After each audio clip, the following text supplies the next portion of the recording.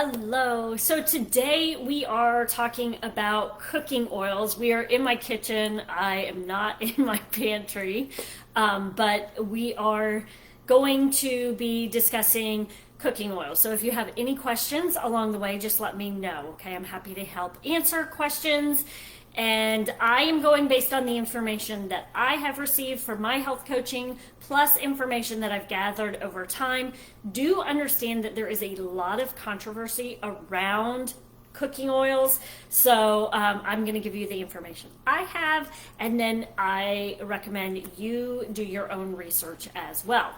So with cooking oils, there is saturated, monounsaturated, polyunsaturated cooking oils. And depending on what you are using will depend on what you may need, or what you're cooking will depend on what you may need. There's a few things that I would look out for when you're deciding on your cooking oils. You don't want anything that says natural. Natural is one of those manufacturing ploys, which means absolutely nothing. And this goes for everything in your pantry. So if there's something in your pantry that says natural and you bought it because on the cover or on the front it said natural, just know that that is a complete marketing ploy, and they can do whatever they want with the term natural.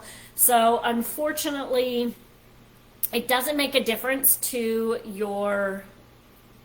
what you're buying. It makes no difference, and ends up unfortunately costing you, the consumer, more money.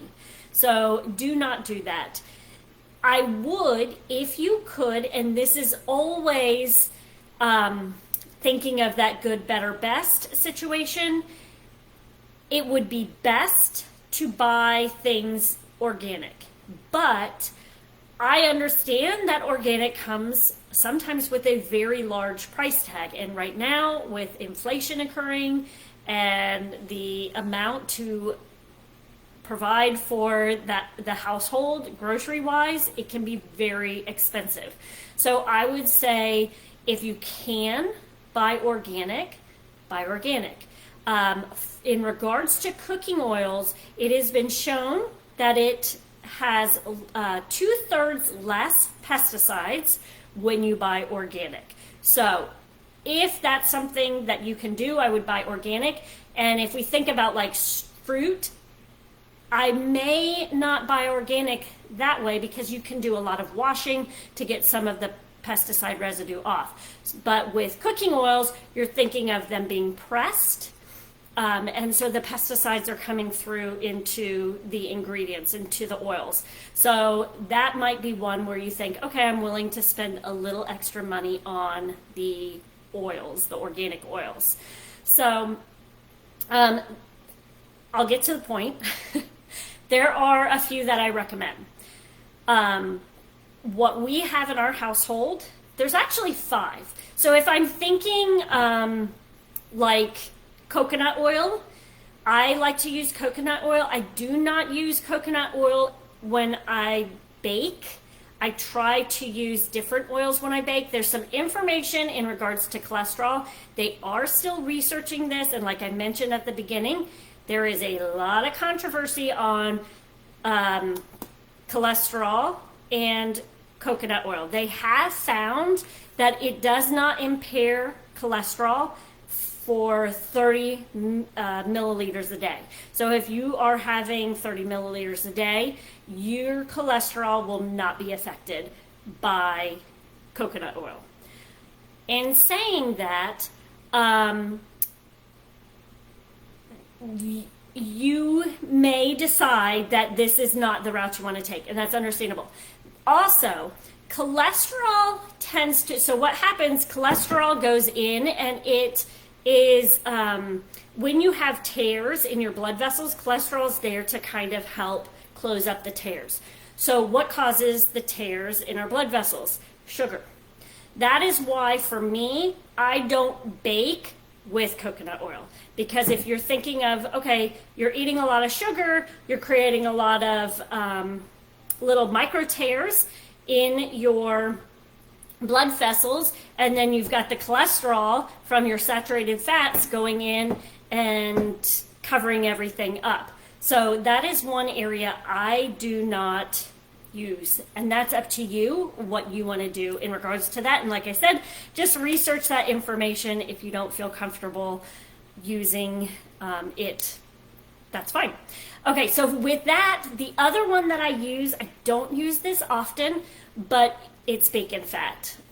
We do use some bacon fat in the family. It is a natural fat. When you are thinking about cooking oils, what I want you, before anything else, is think about what type of fat is this? Where is this coming from?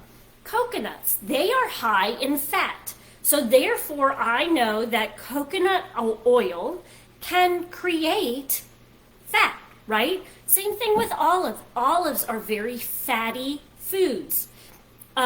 So I know that when oil is coming out of an olive, that is a fatty food. Avocado, same thing. A lot of fat in avocados. They can get the oil, fatty oil, out of the food. When you start talking about like vegetable oils, what are we doing to the vegetable to make it fatty? Because vegetables aren't fatty. So what are we doing? They're creating a process to make it fatty. And the more we disrupt something, the less our body knows what to do with it naturally. So that is that long drawn out thing about as to why I do use bacon fat in my house. It is a very, very natural fat. It's an animal fat. I do not use it often, but I do use it. I mean, it's usually like Sunday eggs and things like that. We use the fat from that. And I do keep some on hand to use for maybe green beans or something like that as well. Understand that when you are thinking about your oils, you're hydrogenated, and I mentioned this last week in regards to your trans fats. Hydrogenated oils or partially hydrogenated oils, what they are doing is they are pumping hydrogen into it, which is a no-no. Like, you do not need to be pumping hydrogen into this product, because our body does not know what to do with it. So I would steer clear of all hydrogenated oils, which I mentioned last week when we were clearing out our pantry. That's one thing that I would do. Refined, if you see the words refined, it is highly processed. That is what refined means. And there will sometimes be and these are things to look out for. So refined, stay away from. Hydrogenated, stay away from. There's also RBD. And RBD, if you see it in like the ingredients, means it's been refined, bleached, and deodorized. So they had to refine it, they had to bleach it, and they had to deodorize it because it was not consumable without those processes. So that would be something that you'd want to question as to why are they doing that. So that is another thing that I would steer clear of. And unrefined is okay to have. Just know that this is unprocessed, and it will be something that you want to use at lower temperatures. So they are, if you're looking at unrefined cooking oils, they are best for low or no heat. So let's see, coconut oil. So why might you want to use coconut oil? It's less likely to become rancid. It has a smoke point of 365 degrees, and it does depend. Different oils may have, like different coconut oils may have a slightly different smoke point based on how they were processed and the cleanliness of it. So just know that not all cooking oils are made the same. Not all olive oils are made the same, and I'm going to talk about those in a minute. But 365 degrees, once it goes above that smoking point, then you know that you are changing the oil, so you need to get rid of it. This is one thing that happened to me last night, is I was making I can't remember what I was making. I was making steak. And I put some avocado oil in the pan. And then I got on TikTok. Why? So stupid. Like, I could have seriously had a kitchen fire. But I did. And because I was waiting, I don't know what I was doing. Obviously, I wasn't doing what I was supposed to be doing. And I was like, it smells weird. And I turned around and it was starting to smoke. So I realized then, get rid of that oil. Get rid of your oil once it starts to smoke, because you've changed it and it's not healthy once you've changed it. So I poured that oil out, cleaned the pan out, and then started all over again. Thankfully, the steak wasn't already in there. But something to be aware of: if it hits its smoking point, you need to get rid of it. So it's good to know what the smoking point is of the different oils you're using. And I will make sure to create a little social media, like a graphic for you in your membership portal, so that if you ever need to go back and check, you can. And that will be there along with this video and other information. This is a medium chain fatty acid, which is better used in our body than a lot of the saturated fats. So if you're thinking like Crisco oil, this is going to be different because it's medium chain fatty acids. So the way that it is absorbed in the body is different than one of those saturated fats. So slightly different saturated fats. And that's where there's a lot of confusion in regards to coconut oil and cholesterol. So coconut oil has something called lauric acid, and this is something that's found in breast milk. And they put lauric acid in a lot of baby formulas. So it can't be all that bad, right? And it has antimicrobial properties. So I don't know if Tina, I don't know if she's watching, but if there's any information, I'll check with her if she has information in regards to coconut oil and how you could use it in your home. I will say that I use coconut oil to clean my face every night. I don't use any other cleaning products on my face. I use coconut oil. It's one of the best things to take makeup off. It just wipes it all off. And I mentioned that it does not impair cholesterol if you're having 30 milliliters a day. So that is good. The next one that we have in our house is extra virgin olive oil. What's the difference between extra virgin and virgin olive oil? Extra virgin olive oil is the first press. So if you're wanting something the most natural at its source, it's going to be the extra virgin olive oil. The second pressed is virgin olive oil, not extra virgin, but virgin olive oil is the next. And then there's another one, which is the third pressed. And I can't remember what it's called, but that's the third pressed oil. So always go for extra virgin olive oil.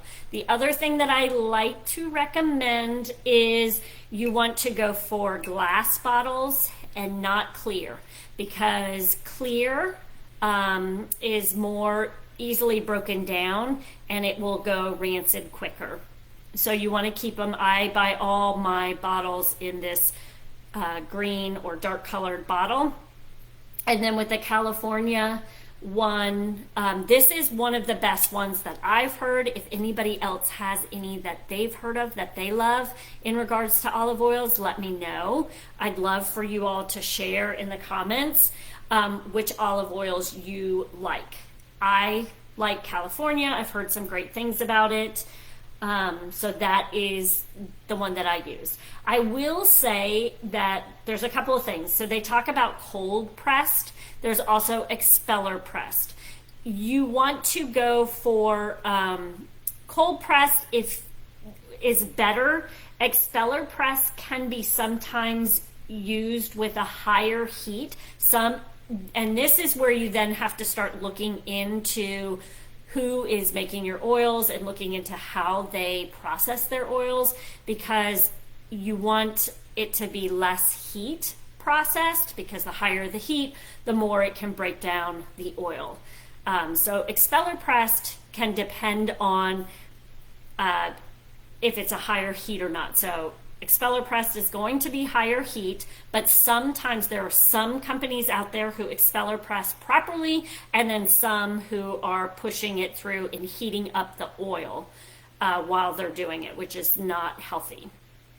So olive oil has a higher smoke point. It's 365, but this is the same as coconut oil. So that is with that. And then the other thing, this one actually is made with more than one country's oils. So this has like Argentina, Chile, Portugal, California. You do want to try to get it one possible, because then you're talking about you're mixing oils together, which again is going to affect the oil. So something to know, but we can't all be perfect, right? Then there is the last one that I use. Well, that's not true, because I do use another one, which I didn't mention at the beginning, but it's butter, and I'll talk about that at the end, is avocado oil. Again, you'll see glass container. There's two companies I really like, and that is Chosen and then Primal Kitchen. Primal Kitchen I get through Thrive, and I can get a big bottle like this at a fairly good rate, so that is why I have Primal Kitchen right now. But if you can't, I think you can find Primal Kitchen at Target and Publix and things, but Chosen is another one of my very favorite ones.